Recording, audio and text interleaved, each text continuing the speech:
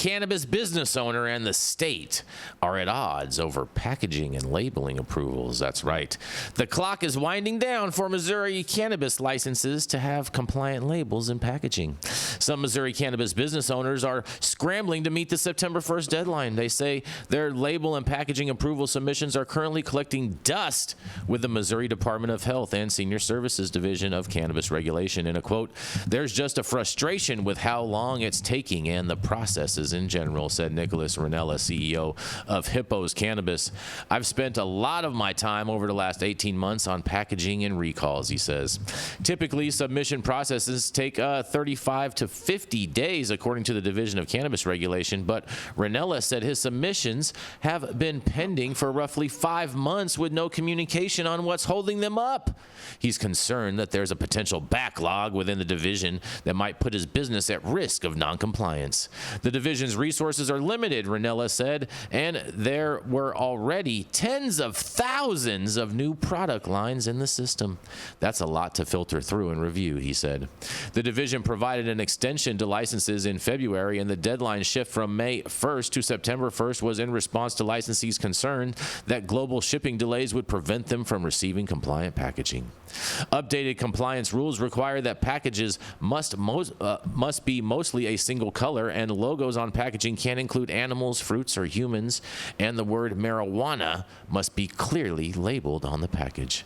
The goal is to prevent children from consuming it by accident, and despite worries of a backlog, Division Director Amy Moore said it's not the case. In a quote, she says, "We have data that shows when an application is filed and when it is approved or denied," Moore said. "There is nothing pending beyond the 60 days, so if a licensee believes that that's the case, they really should be reaching out to their compliance officer so that we can help them understand why it's not the case." According to DCR data, since the packaging, labeling, and product approval process started last September, a total of 149,974 applications have been submitted. Within the last 60 days, 73,674 applications have been submitted for review, and currently 62,244 application submissions are pending within that 60-day window. Since September, 58,763 applications have been approved, and Ranella said he is hopeful that the division will issue another extension, but Moore said that is unlikely. Ultimately, in a quote, "Ultimately, when we are looking at health and safety and we know that licenses have had a year beyond the actual rule requirement when they need to be in compliance, I think we've reached the point where we can't keep punting this off." Licenses selling non-compliant products after November 1st will receive a notice of violation with steps to correct it, and further inaction could result in fines, penalties, and suspension or even revocation of your license. Well, sounds like all these operators are having a hard time because the state is kind of dropping the ball, but the state's saying that they're not dropping the ball, and I can't wait to hear what you guys have to say about this. Oh, the state said it's not their fault. That's cute. Yeah, that's super cute. Listen, every municipality that I've ever worked with applicants in, I've had to reach out and I'm sure they see my name come up in an email or see my number come across their phone. They're like, oh shit, because you have to stay on top of the regulators or they're not going to process your stuff through in a reasonable amount of time. Like if this guy's saying a shit's been in that long, then show us.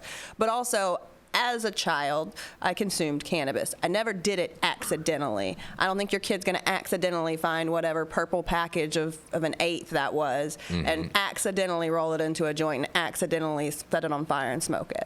Purple. And also, let parents parent. If you can't keep your kids out of your stuff, then you're doing a poor job as a parent. You never know, man. Accidents happen.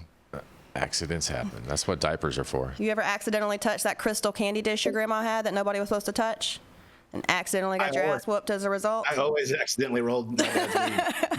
What are you talking about? No. Yeah, my grandma had the worst Bratches candy on there. It was all old and stale. Fuck that. Does anyone find it interesting that they're making them use the word marijuana and not cannabis? I think people stopped caring after COVID. Karens always care. No, boy. That's why they're Karens. All right. When all lives started to matter. Oh, boy. Man. Yarrow, I see you want to say something, but it looks like you're having a problem right there. Are you okay? I'm far from okay. Okay.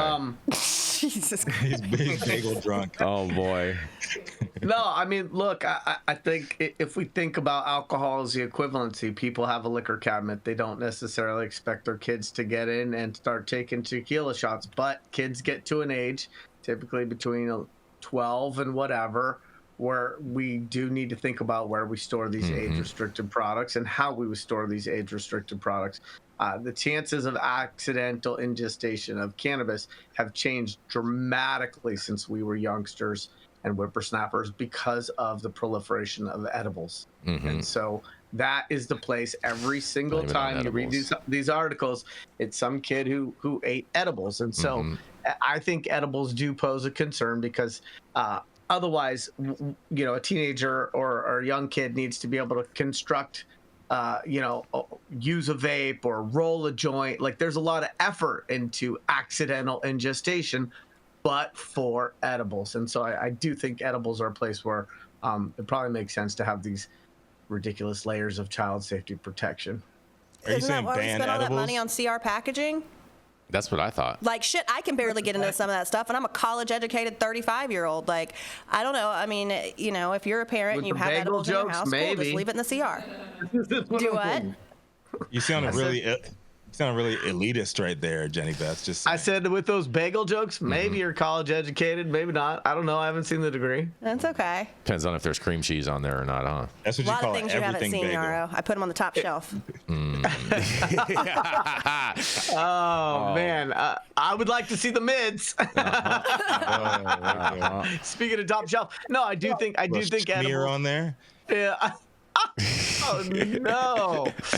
Oh gosh! So I do think edibles are a place where we week after week we cover something where some kid goes to a hospital because they either got into their parents' edibles or their parents gave it to them or they were in the same place, and then lawmakers and policymakers use that as an excuse to suggest that the industry is not regulated enough, that the participants are not being responsible enough. So I think if we carve out everything but edibles, it's one thing, but I think edibles do continue to pose a threat. I think it's probably because edibles are food too, and so you know, kids get hungry. They're just like, I just want a snack. Da da da da. Here's easy, convenient. Kids are always da, da, da, da. hungry. Kids are, they're very expensive. They're a lot to feed. Fair enough. Stone, you have any thoughts on this? I mean, you have grown kids. They ever get into your I just think stash? No, I was good about my shit, but that's You were the thing. good? It's not the packaging, it's the fucking parents. You know, Yep. like it's we shouldn't be like no cartoons on packaging unless it's the unregulated market. Well, then that's a different story where it looks like your cereal, your trick cereal, or whatever the hell. But in a regulated market, the packaging shouldn't matter. It should be the parent, the end user needs to hide their shit. Hide your stash, man. You're making us all look bad. My 4-year-old daughter never gets in my Oreo stash. Fair enough.